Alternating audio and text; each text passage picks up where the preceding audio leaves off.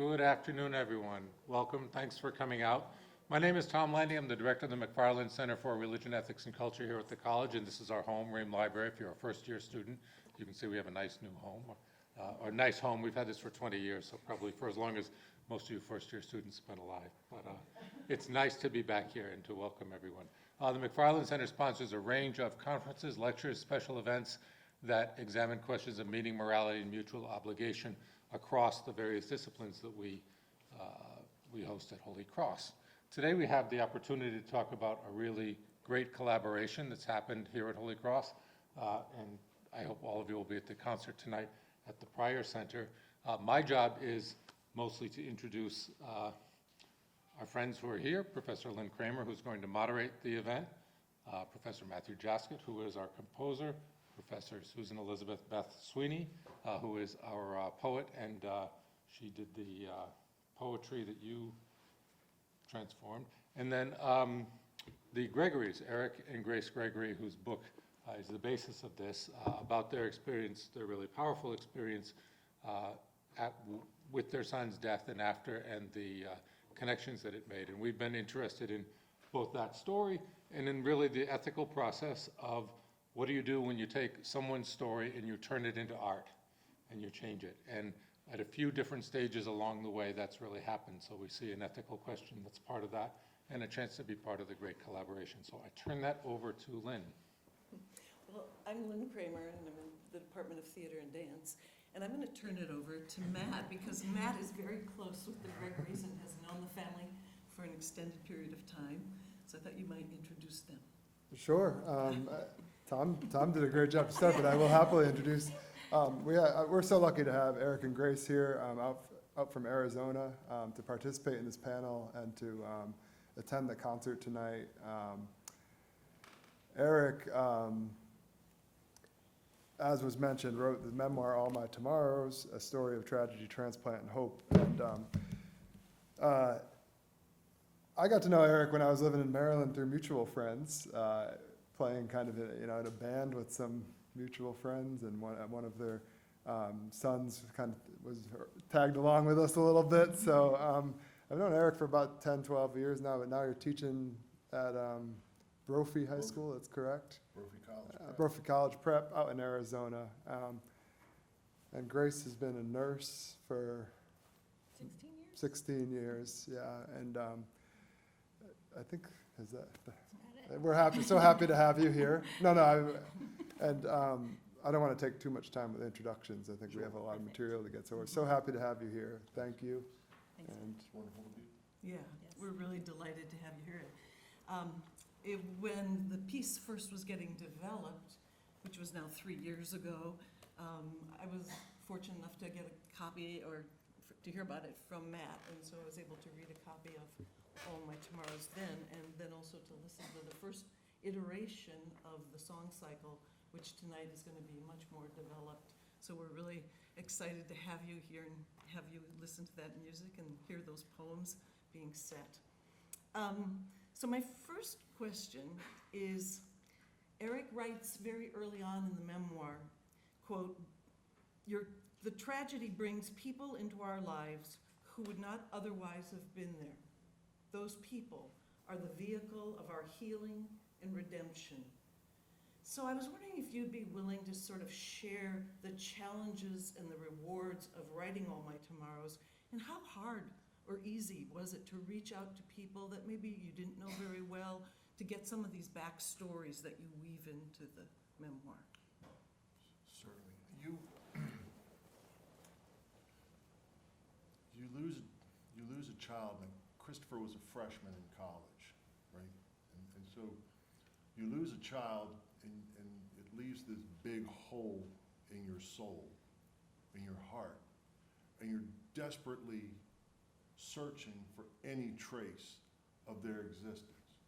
You scour the internet, you scour, old pictures. You're looking for old memories that may be there. Anything that you can reach out and capture that might be your child or some evidence of your child's existence. That's how desperate you are.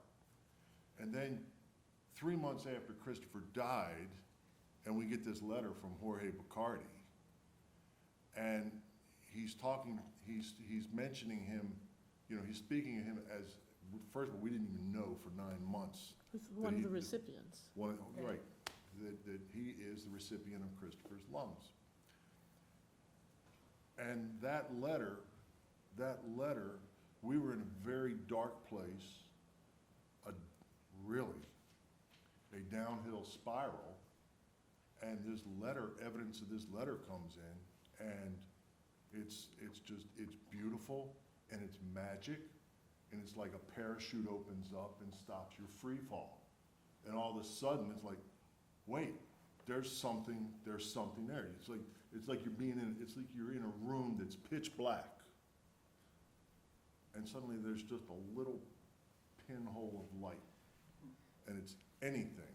You're desperate for anything, and this thing just appears in front of you. And so you try to explore that and develop that and grab a hold of it and, can I make something else out of this? So one of the things that I really was interested in when I was reading it, when you became very close friends with Jorge and his wife, Bacardi's, and by the way, that Bacardi name is the Bacardi that you're thinking of, the rum. Those of you over 21. But you also kind of tell the backstories of friends of the Bacardis. So when you were out with him in the Bahamas and in different locations, and how you get to know those people. How did that come about? Well, when we met Jorge, Jorge reached out to us first, and we've had the closest connection with Jorge and Leslie and their entire family. And when we finally met them, they told us about where they were when he got the call. And he got 2 calls. He got 1 call that he was placed on standby for, and if he didn't accept those lungs, he was due to go fishing with his nephew the next day, and he would be too far away for the transplant community, for his transplant center to reach him, which probably meant he very likely would have died. But then at 1:45 he gets a second call, and that second call is Christopher's. That's Christopher's lungs. The first he was on standby at 4 o'clock in the afternoon. At 11:45, he's up. Get on a plane, and he has to get to Jacksonville. And so as he's telling us the story, I'm thinking, well, where were we when this was happening? And then his niece and his nephew, they're telling us all about the communication they were having with him. And all of these layers started to sort of, okay, well, this is only 2 of them. I wonder where the rest of these people were. We met Nick Whitaker, who had an angiogram at about the time they were declaring or signing Christopher's death certificate. He has an angiogram which fails. He goes home that night, and he's telling everybody, or his wife is telling everybody, if you want to see Nick again, you better come to New Orleans now. Nick is laying out insurance policies and PIN numbers and bank information, all the things that Michelle's going to need when he's gone. And the phone rings, and it's the Oxnard Transplant Center in New Orleans saying, we have a match for you, now get over here. And as all these people were telling us that the timelines all intersected, they all connected. And you say, wow, look at this is incredible. And then at that point, I decided that, well, the story needs to be told. It's an interesting story. I really owed it to Christopher to tell his story, because here's a kid, 19 years old. He's a freshman in college at a Jesuit school in New Orleans, just like this one. And on the day he dies, he does more than I'll ever do if I live to be 100, And so it started to explore it and just found the interconnectedness. And as all these people came into our lives, it was more than just, yeah, it's an interview, here's the questionnaire, we'll send it back to you. We befriended all these families. So I'm going to just share some information that Jorge called Christopher, not knowing Christopher's name, Gabriel. And that is a question I'm going to bring up a little bit later, but if everybody just remembers that it's really, Christopher is also being called Gabriel by Jorge before he knew who Christopher was. And we'll then talk about the Gabriel's House of Care. But I wanted to jump a little bit to you guys and ask you, like, what were the challenges and the rewards of adapting this material? And how, what did you decide should be poetry? What poetry did you feel that needed to be developed in order to have it be a sung text? And how long could those poems be, or how short did they have to be? Because composers have a thing about length. I know this because I direct in theater, and I've worked with composers, and it's like, too much material, cut it! And I think I heard something similar to that with you guys. Shall I answer first? Go for it, yeah. So this is actually my copy of the book with Post-it notes, and you can't really see, but there are also little red check marks throughout. And I met Matt a few years ago. We both teach here at the College of the Holy Cross, and he came up with this proposal after he read Eric's memoir, having already known Eric and Grace. And Matt and I had shared some tragic things that we'd encountered in our own lives, and so he knew that I might be interested in this story. And Matt said to me, how about if you were to write like maybe 7 or 8 poems that would, as I remember it, that would encompass this whole memoir about this, the tragic death of this young man and how his family recovered from it, and all of the people that they met, and all of their stories and all of their lives. So like maybe 7 or 8 poems, and they have to be short.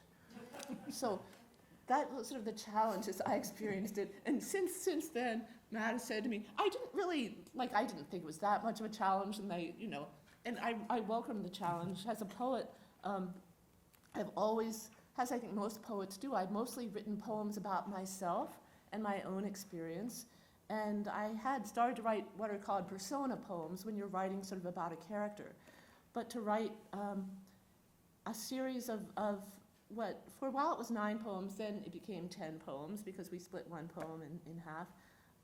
To write 10 poems that would tell a whole story, this whole narrative arc was a challenge, but especially to write poems that were about someone else's experience. It felt at times almost impossible to do it in a way that was respectful and not turning other people into characters or just into sort of like me writing poems about experiences that I didn't have myself. Like many poets, I belonged to a poetry workshop, and I workshopped a lot of my poems, and one of my friends in particular kept saying to me, you can't say that you had this experience because you didn't have it. She said you should put it all in the second person so that you're addressing the people who had the experience. But I didn't want to do that. And so there were 2 things I tried to do that I'll say very quickly. One is that I wanted Christopher to be alive at the beginning. I wanted Christopher to be alive, and so the first poem I made entirely out of Christopher's words, as represented by Eric in the memoir. So the last email Christopher ever sent to his father, a speech that he delivered at a retreat his senior year of high school, stories that his friends told about him. Some stories I learned from Eric that Eric and Grace had never heard before. And so I used those words to make a poem in which Christopher himself is speaking. And then I tried to kind of shift from that to a kind of first-person voice that sort of was based on Eric's voice. But Eric, as you've already sort of sensed, Eric wasn't only talking about himself, he was also talking about how his family felt. He was sharing stories from all of Christopher's friends, Christopher's girlfriend, his frat brothers, and then also the stories of these 5 different organ recipients, and kind of weaving them all together. And so I wanted to have this sort of sense of a first-person voice that would already kind of be inclusive, and that would become more and more inclusive, the medical staff as well, until by the end, my idea was at the end, we would be included, you would be included. It would be like this first-person plural voice that would include everyone who had heard about Christopher or read about his story and so forth. So that's my version So of I'm it. going to switch it But then up yes, a little switch bit. up. Sorry.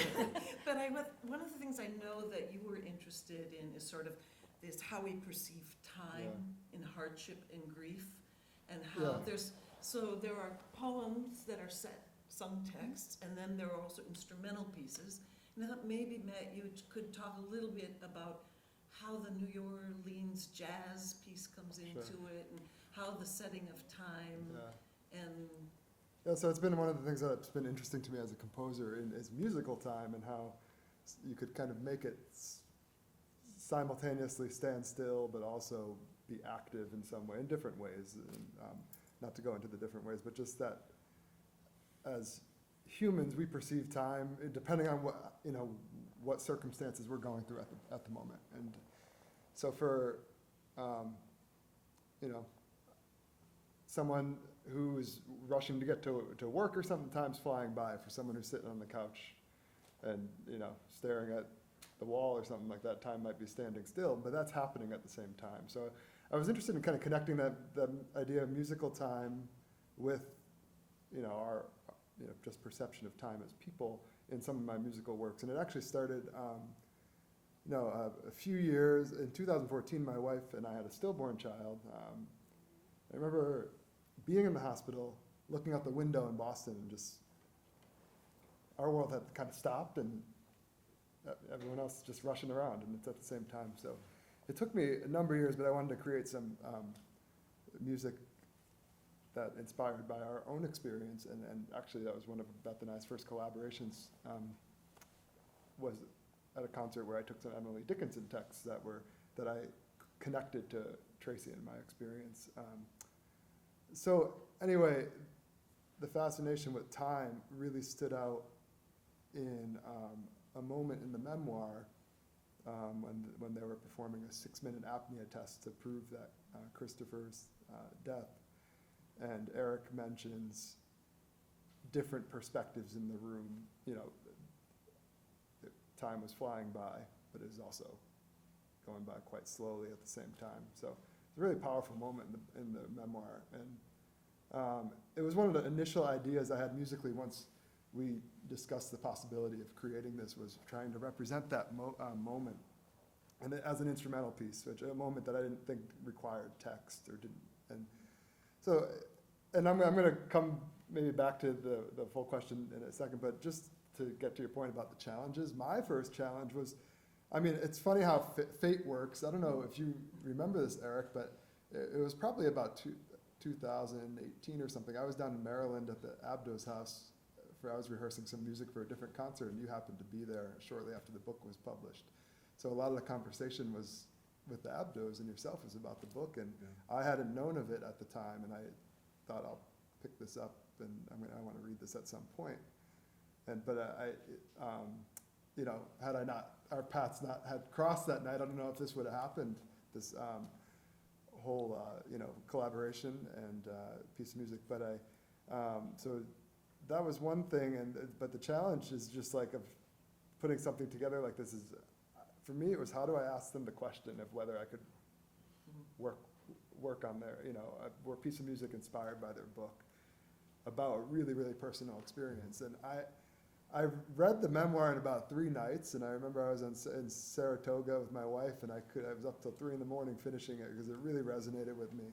I think there was something, and our experiences are very, very different. Losing a 19-year-old child and losing having a stillborn child at 24 months, but something about the way Eric wrote the memoir, it just comes straight from the heart, and it's from the father's perspective, which for me was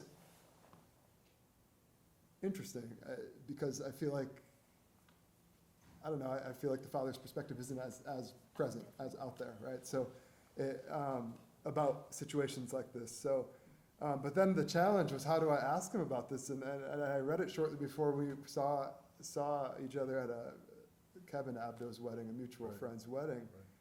And I think I kind of approached you and said, I just read your book. It really resonated with me. That was the first thing I said. I didn't mention anything at first. I just said, that was powerful. And I was, meant that sincerely. And I just kind of wanted to see what, but I was really nervous about this conversation because it's a difficult thing to address and talk about. And then later we talked more about it, and I can, the support has been amazing from that second conversation that we had, where I actually asked you, I'm really interested in maybe doing something with musically based on this story, and how do you feel about it? And it was an immediate response. There was no hesitation, and so I really appreciated that. And I don't think I had even talked to Beth yet about that, but then that's when I went to Beth. Anyway, so that gives you, I think, a little bit about my challenge was just the initial question. I think that was my biggest challenge. And then obviously after that is representing not only the story, but also Beth's poetry, and trying to represent that effectively musically has been a challenge, and I'm hoping it's a challenge that I undertook. But in terms, and I don't want to take too much more time, the instrumental pieces, again, how things weave together. Two of the performers tonight are really, were, Matt Nolan was a childhood friend of Christopher and Kevin Nolan, and they were performers that I played in a band with back in my time in Maryland, and they're like on a really serious, busy tour right now, and they found the time to be here for a few days to perform on this concert. And Kevin is actually performing on a guitar that Christopher used to play in his house. So the connectivity of it all is really amazing. So I wanted to feature them. And I also wanted, the New Orleans jazz idea was to feature them, but also to give a sense of place for the story. And I thought, to tell the narrative, instrumental pieces could be quite effective in telling the narrative as well, as a way of augmenting the text. And so, thank you. So I Can wanted throw to- in one thing just very, very briefly. Matt is like the best reader I've ever had, and this experience of collaborating with him, mostly over Zoom for the last 3 years, has just been wonderful. So that we approached it our challenges all kind of dovetailed together. Yeah, certainly challenges in that regard too in creation, but yeah. So I guess one of the challenges for you was that you said there were times when you thought you just couldn't finish it, or that you were gonna not finish it. And there is a movie, a version of this, but I'm gonna let you share about that. It's called Two Hearts. But how that kind of inspired you to keep going. And then, how does this new collaboration in tonight's event inspire Sure. you? Okay, so,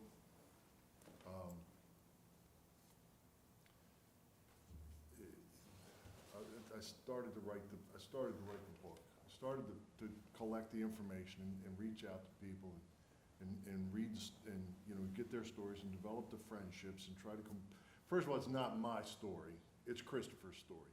I just tried to tell it as well as I could. I owe Christopher that much. Well, Jorge Bacardi is doing just fine one day in 2012, and he's on a cruise ship in the Pacific, and he meets a guy, a man named Conrad Hull, who made a movie with Denzel Washington and Rhoda Mitchell called Man on Fire. And so Jorge is telling Conrad all about making his transplant, meeting Grace and I, all about Christopher. And by the time he gets done telling the story, Conrad's got tears in his eyes, and he says, "I'd love to make a movie about this. Do you think it's possible?" And Jorge says, "Well, yeah, sure, but you have to call Eric because he's writing a book about it." And then, to your point, there's days I'm done. I can't do this. It's not cathartic. It's not cathartic. It's not healing. It's work, and it's emotional work, and it's hard. And people telling these stories, and you're reading these emails from these friends of Christopher's, these kids, and they're like, their hearts are breaking, and you're living through the experience all over again. I mean, to this day, my oldest son won't talk about it. Took 6 years to get Colin to talk about it, his older, my other son. And you're trying to do this, and it's just not working, and like, I'm done. I'm just going back to work to do my job, and I'm not doing this anymore. And then I get a phone call from Jorge Bacardi. "Hey, boss, how's that book coming along? My movie friend wants a copy of the manuscript." And that happened a couple, 3 times before finally we put it together. And I said, all right, if this guy's serious, let's go to New Mexico and see if he's really serious. And it turns out that he was. And it's a lot like, to your earlier point, bringing people into your life that become the vehicle of your transformation, your healing. People, and I'll say this at a Catholic school, God sends these people into our lives to pick us up and carry us along this journey that we have to deal with. And so that became a challenge, but once that came out, we had the opportunity, once we knew they were serious and they had, you know, a cast and crew, and they went out to Hawaii, and we got to go out to Hawaii with them for a couple of days. And the actor Rhoda Mitchell asked me if writing this memoir about Christopher is turning him over to the next phase of his existence, the next chapter of his life. I didn't have an answer for immediately, but I had a chance to chew on it for a while and then go back and share it with some of the cast and the crew at a different event. And it's like, we all have a story. Everybody has a story. We all have a story. And, you know, a guy as old as I am, someone as old as I am, I get to tell my story in the life that I live. But a young person like Christopher his story doesn't get told. It doesn't get finished. And so I felt an obligation to tell his story, to preserve his memory on this earth, to make it more than just dates on a headstone. And so I told it in a memoir, which would never be confused with literature. But the people who made the movie told his story in cinema, in a different genre. And now Matt and Beth are telling his story in music and poetry. And so it's beautiful that his story continues to be told. And it doesn't matter who's telling it, it's his story that gets to be told, and they keep on doing it.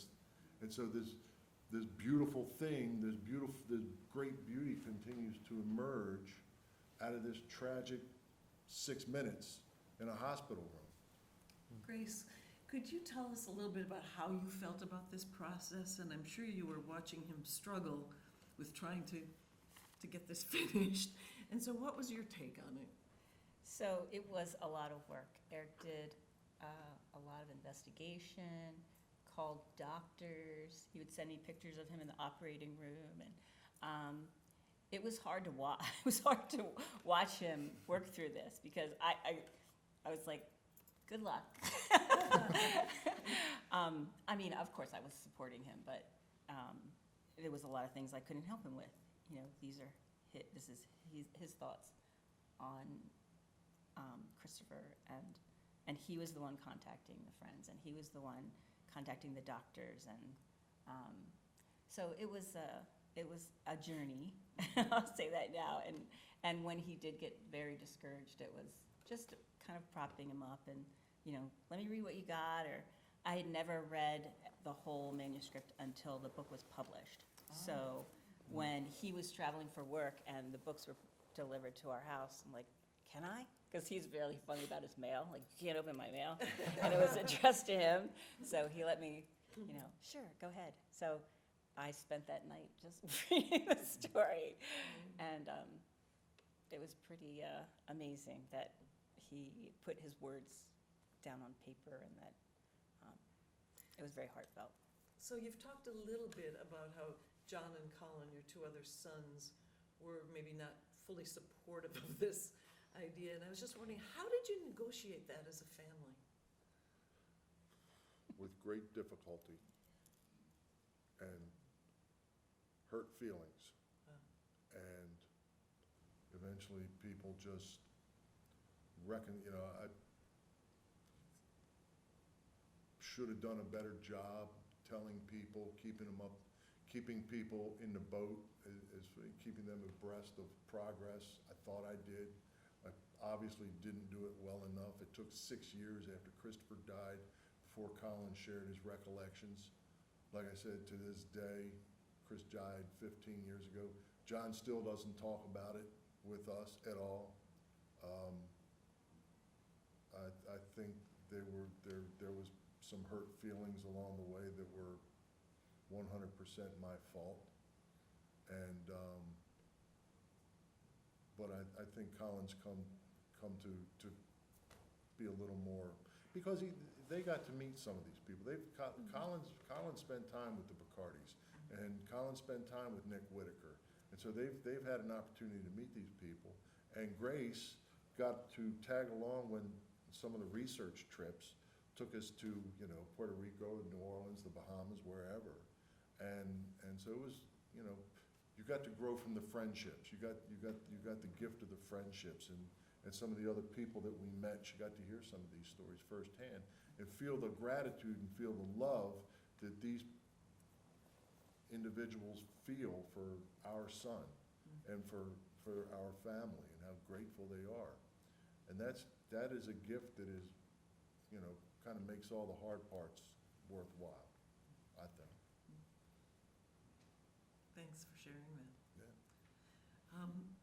Beth, one of the things that you talk about is this emotional journey. Speaking of this emotional journey, and as a poet, the challenges that had, and for you, and did you ever feel like you wanted to resist the tragedy, or did you feel like you wanted to embrace the tragedy?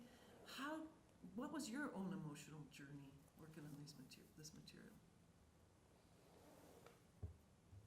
I definitely didn't want to resist the tragedy. I think I have a rather tragic outlook on life, although my demeanor is sort of more upbeat, and I guess for me the tragic side of life is always present, and so in that sense I embrace it.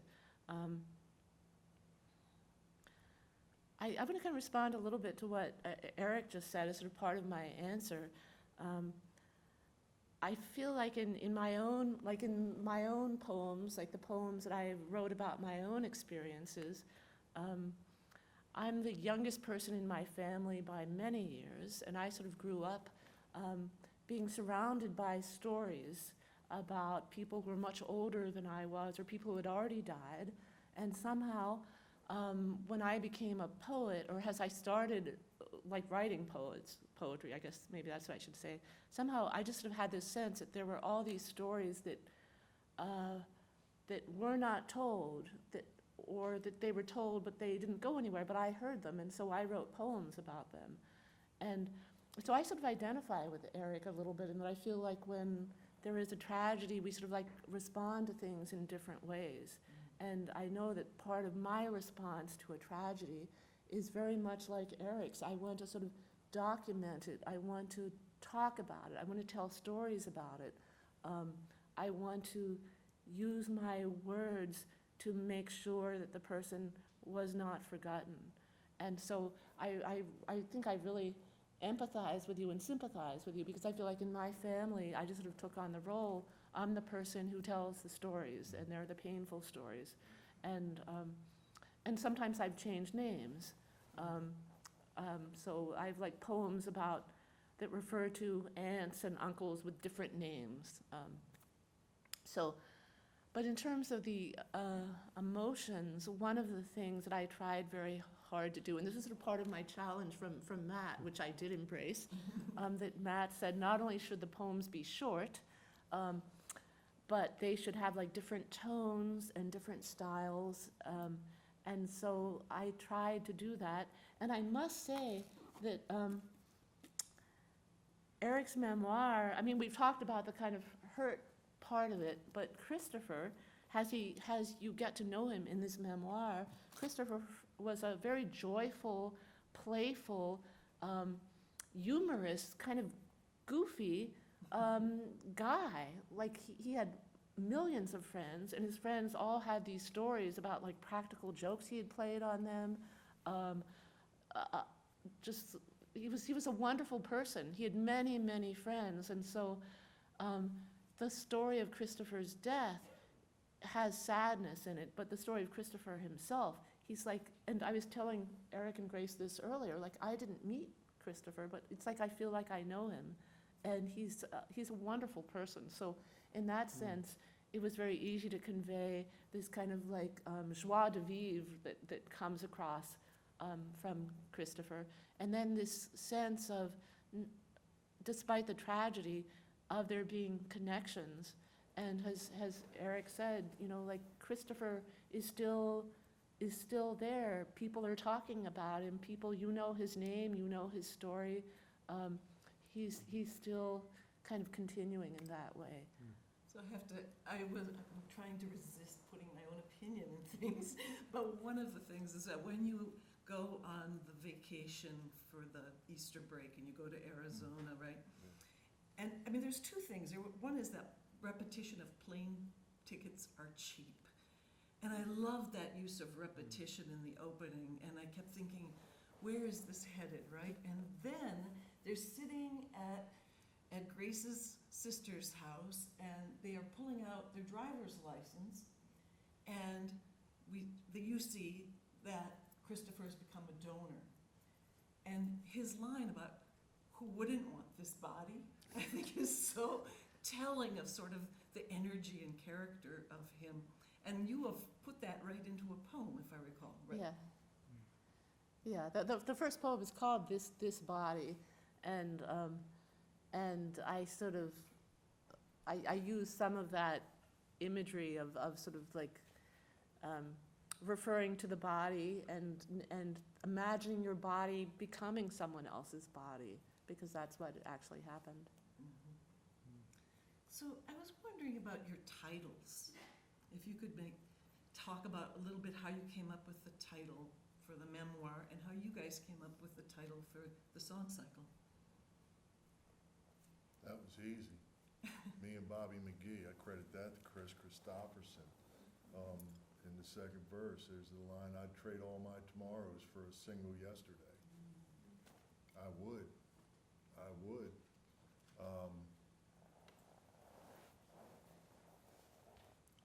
think it's a line that just, every time I hear it, I get choked up. It just, that sums up my existence. I mean, wouldn't Chris like to have one more tomorrow, But with us, it's like when I get homesick, I don't get homesick for a place, I get homesick for a time. I get homesick for a moment in time when I'm at my kitchen table and we're eating dinner and everybody's there.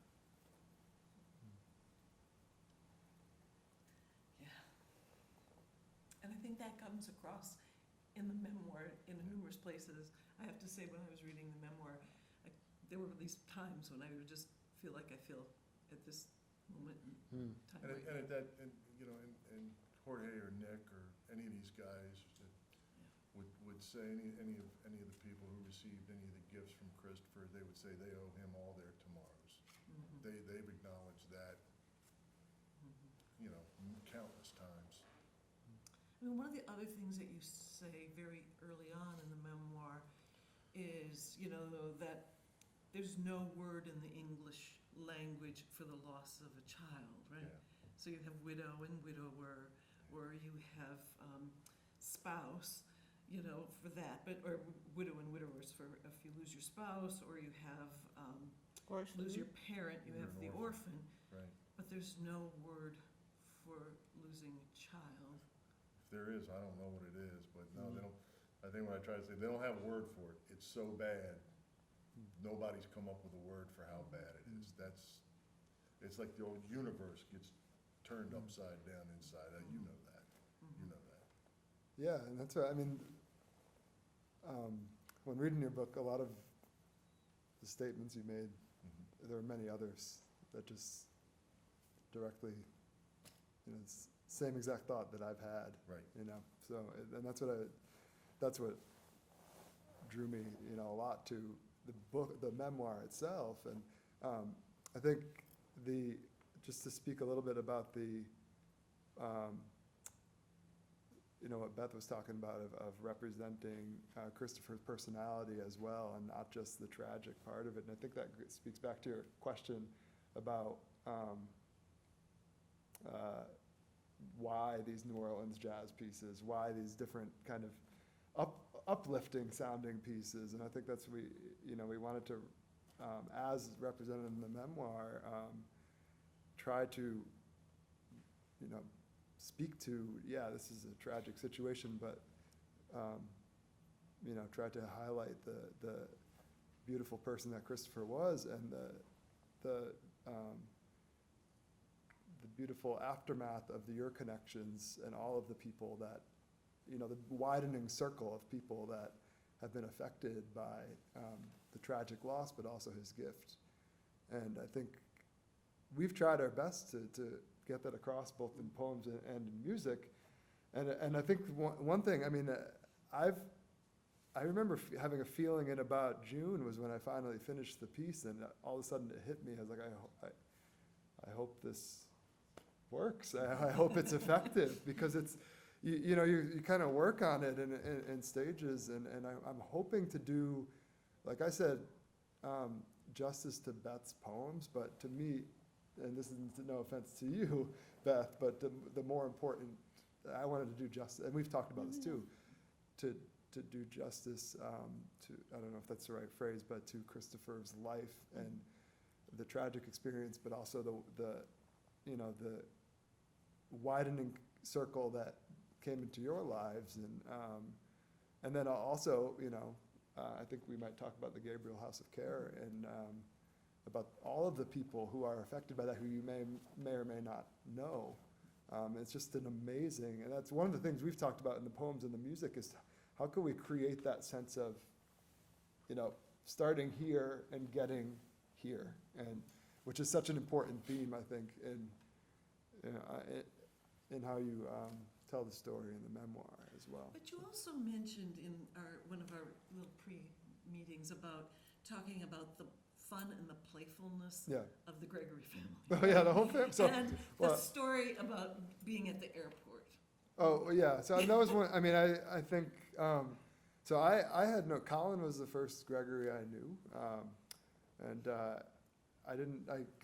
our paths had crossed here and there, we didn't know each other well, and at the time, I probably met Colin in about 2009 or 10, so it was really shortly after, and I didn't know much about what happened, but I knew that, all of the Gregories have such a great sense of humor, and I didn't know Christopher, but it comes across very well. There's a playfulness, lots of jokes, and I just felt that from hanging around Colin and then meeting you and talking. And I even actually at that wedding I was confused. Are you a Gregory? Mainly because my haircut, I think. But it's. So there's a story in the book where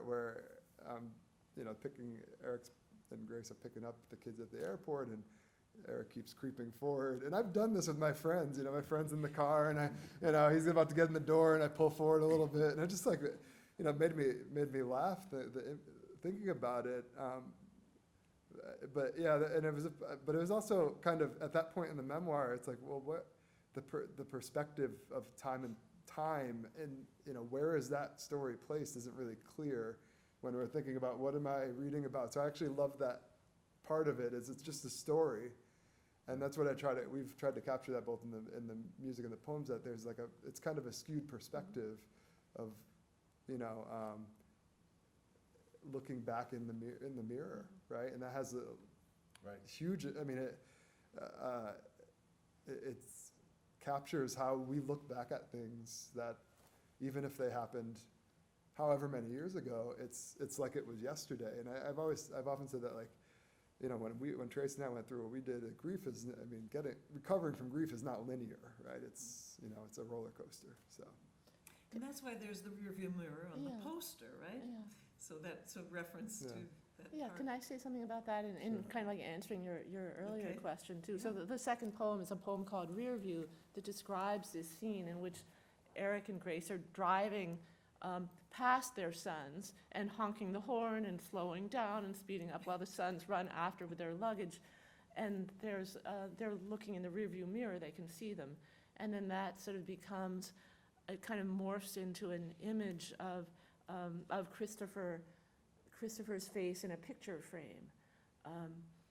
And so there's the humor, but also this sort of sense of being close to Christopher, but also apart from him.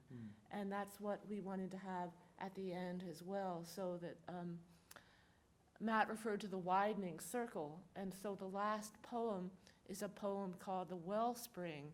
And I went back and forth. Matt was very helpful with titles. In fact, I had one title for a while that was called Touchdown, and I didn't intend any football reference. I was thinking of a plane touching down during but the last poem is called The Wellspring, and it's about the dedication of the Gabriel House of Care. And I tried to use an image in that poem of a fountain. I took poetic license. I decided that there should be a fountain in this new hospitality center at the Mayo Clinic that Jorge Bacardi was donating in Christopher's honor and being called Gabriel House. And so I tried to have this metaphor of a fountain, the way in a fountain, when water is added, it kind of like overflows and spills over into like another level. And Matt tried to convey that in his music as well. So he wanted to have this sort of sense of Christopher's story becoming bigger and widening. And so even though like you have not yet actually gotten to shake Eric and Grace's hands, and in a few minutes I think you'll be able to ask them a question, if you like, but for you to feel like you're sort of like part of Christopher's story now. That's a perfect segue into Gabriel's House of Yeah. Care. Would you be able to share a little bit with us about how it functions, how it works, and what we might be able to do to help make it function? What kind of things they need? So when people are on the transplant list, it doesn't necessarily mean it's on the transplant list at their home. They have to kind of find a place where they fit in the transplant, the future transplant community. So it depends on their doctor, it depends on a lot of issues, health issues, and both. So when Jorge was on the transplant list, he actually was on the transplant list in Florida because he had the means to fly from the Bahamas to Florida within 3 hours. Many people don't have that. They are everyday working people, so they have to kind of totally change where they're living to be on this transplant list. If it gets close, if they're getting sicker and sicker, they need to be closer and closer to the transplant center. So it's a very expensive endeavor because you don't have a place to live. You know, you have a home that you came from that still has to function somehow. So when they were going through the transplant journey and also afterwards, Jorge and Leslie were talking about some way they wanted to honor Christopher. And they had there was a lot of ideas being thrown around between them and Mayo Clinic. The Gabriel House of Care is a house that has 29 bedrooms where they house people both waiting for transplants and people after their transplants. So when someone comes to the Gabriel House, they come with a caregiver. Everyone must come with a caregiver. There are, they each have their own private room, but then there is a lot of area where they can interact with other people going through similar circumstances as them. They have a big kitchen where you can cook your own food, and they also have a lot of people from the community come in and cook food for the residents, which is very nice. And that was sorely missed during COVID. That didn't happen for a really long time. But they managed to stay open during COVID, which was amazing. There's a house right next door to the Gabriel House on the Mayo campus that was not able to maintain their doors open during COVID. So we were so lucky that they were able to do that. So they care for people. It's a very low rate that they pay when they're there, and they're usually there from weeks to months. We usually spend our Thanksgivings there. We're able to go and help cook Thanksgiving dinner and serve Thanksgiving dinner and get to know some of the residents that are there at that point, which is very special. When we go to the Gabriel House, we were very aware of Chris being there. The staff there is amazing about keeping his spirit alive. When you walk into the house, there's a picture of Christopher, and the first thing that they do is introduce you to Christopher and his story and Jorge and Leslie's story. So it's very touching that every person who comes into the Gabriel House really knows about our son, which is just going to keep going, hopefully for a very long time. And there is not a fountain there, but they do have an aquaponics garden in there. Thank you. Water and light. There is water and light. And there are a little, there are some placards outside or like cards. I know one thing that they welcome is gift certificates to supermarkets or things like that.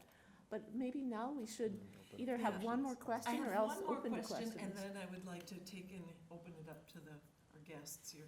But the question is for you, Eric, because you mention in the memoir about your own Jesuit education, you're currently teaching at this Jesuit college prep school, and the importance of Jesuit education for your sons.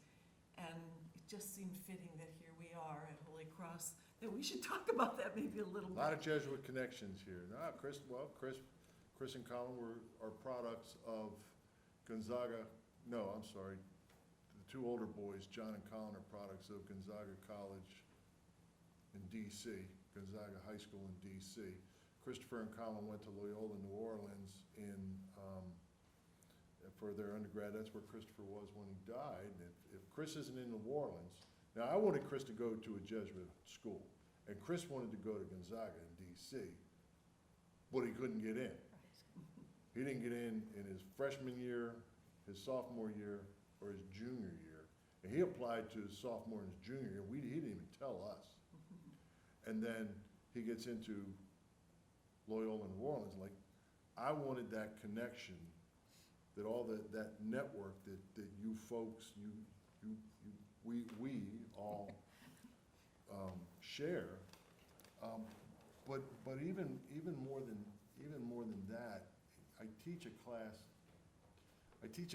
on the Paschal Mystery, and beyond just the suffering, death, and resurrection of Jesus, but the Paschal Mystery tells us that life comes from death, that the incarnation mattered, that if Christopher's life, if his death meant life for somebody else, then we're all elevated.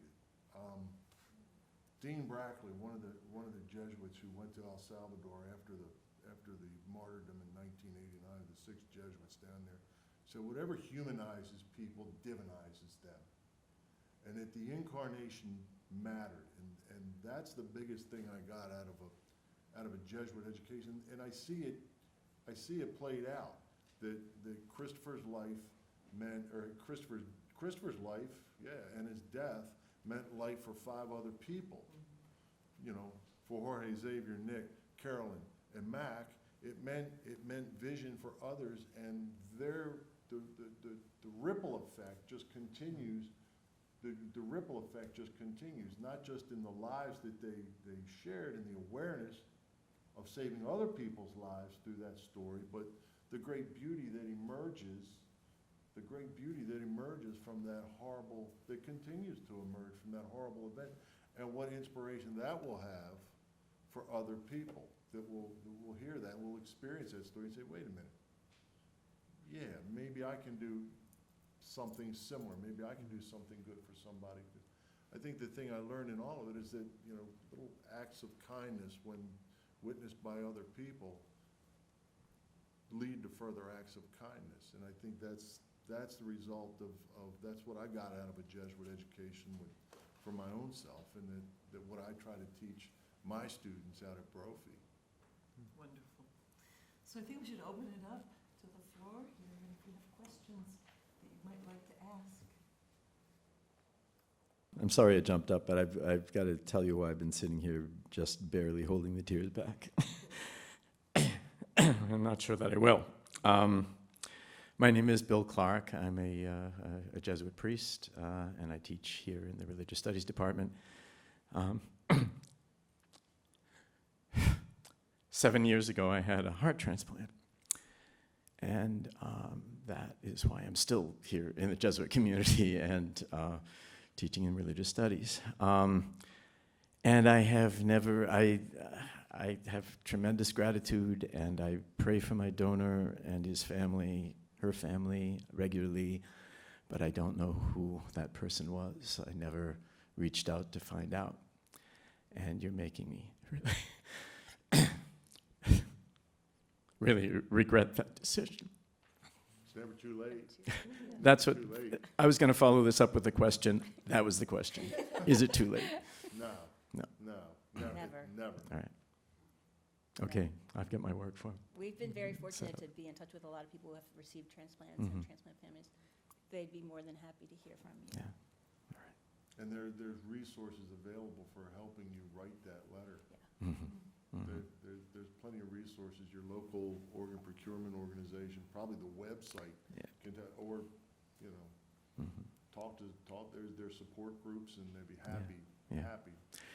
I've got a lot of friends who've done differently, and I've never quite known why I didn't do this. But so I know I can turn to some people to help me. But I'm going to do it now. Thank you very It's much. good to see you all. Yes, you look wonderful.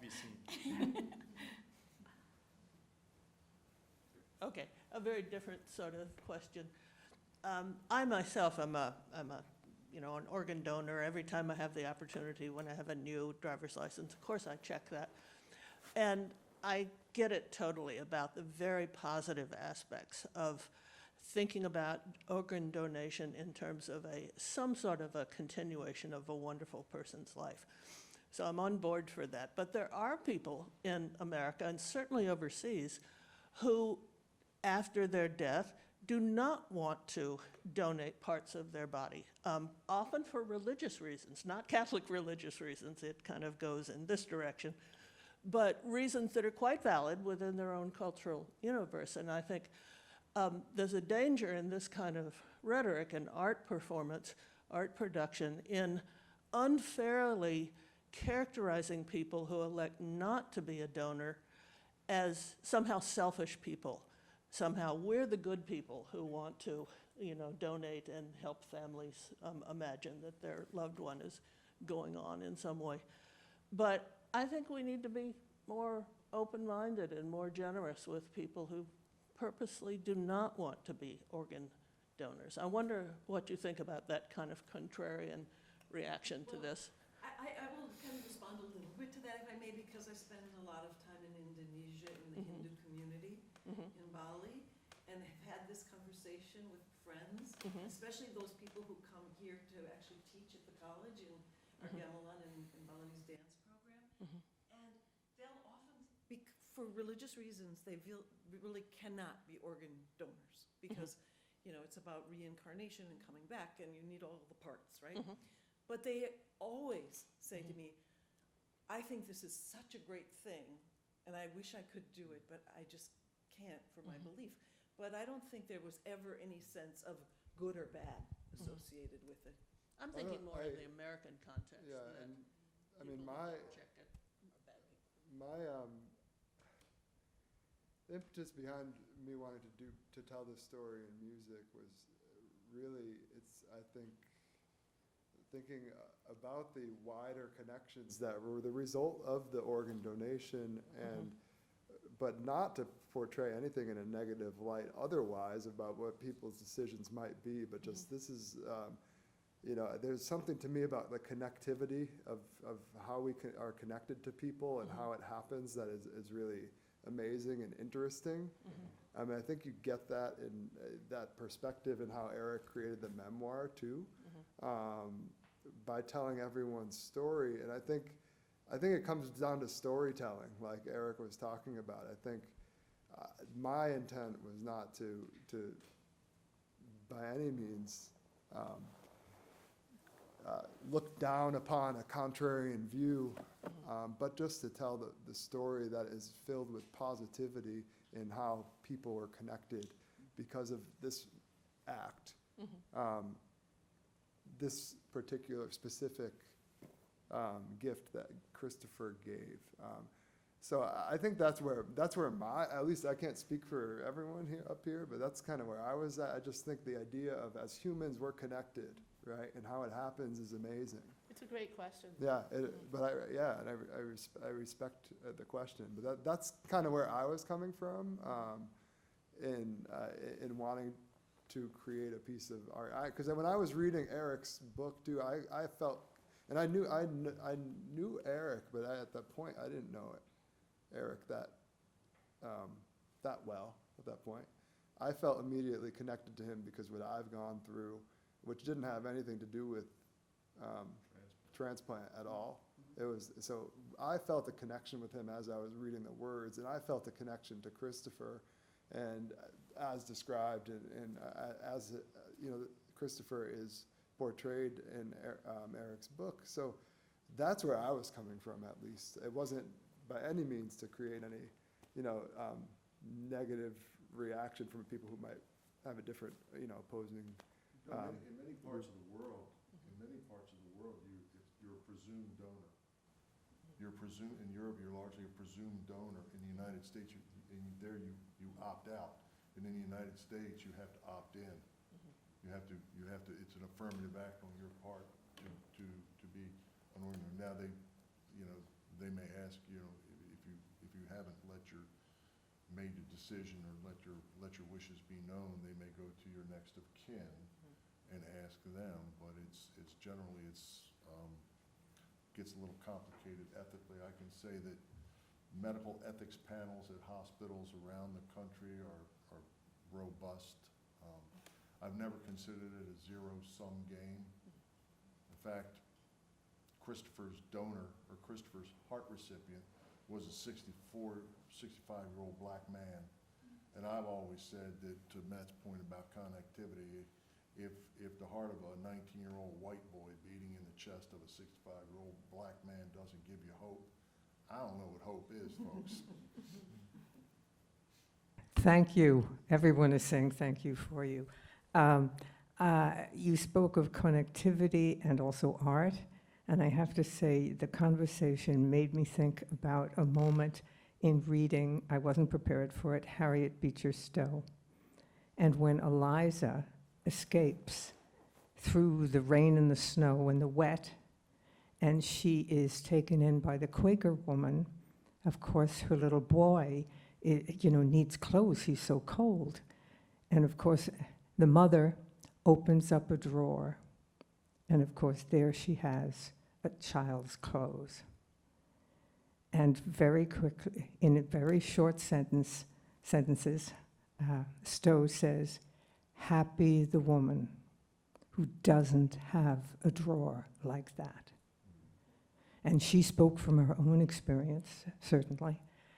But that sense of loss and that long, long, long history that we have constantly had of the fragility of children in families, until basically the mid-20th century.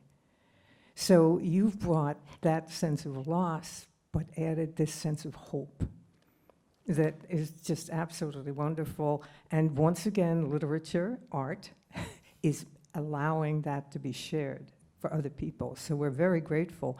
And I just wanted to ask one technical question. You've almost answered it all.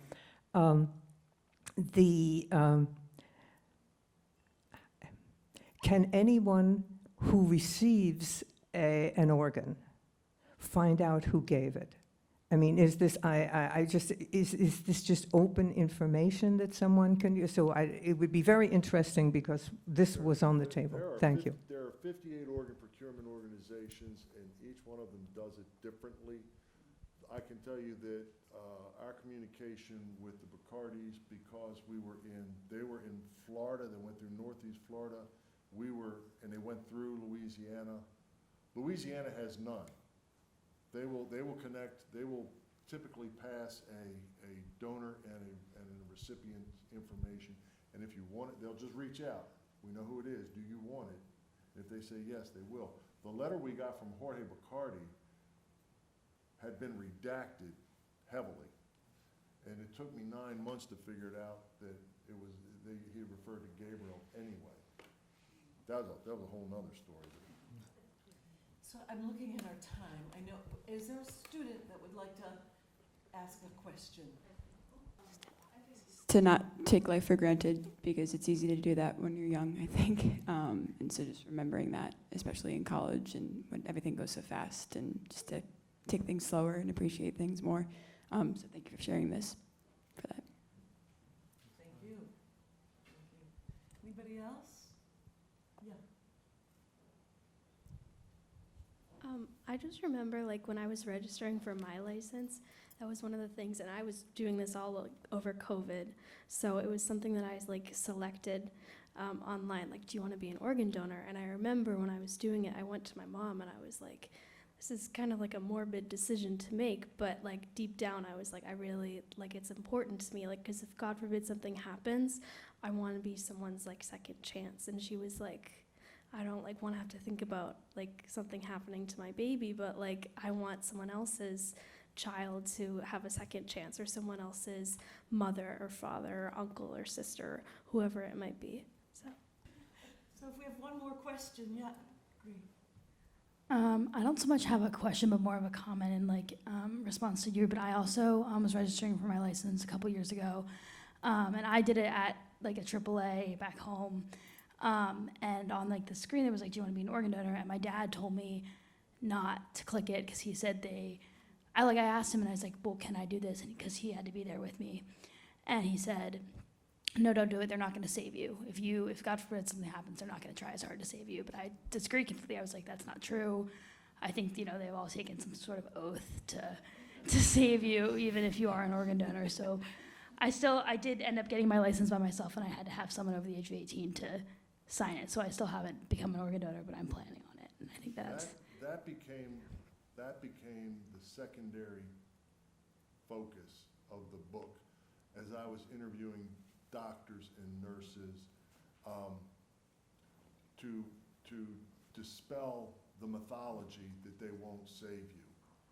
I never did I for a minute think that they didn't do everything to save Christopher. I'll tell you an anecdote. Grace said she read the book in one day.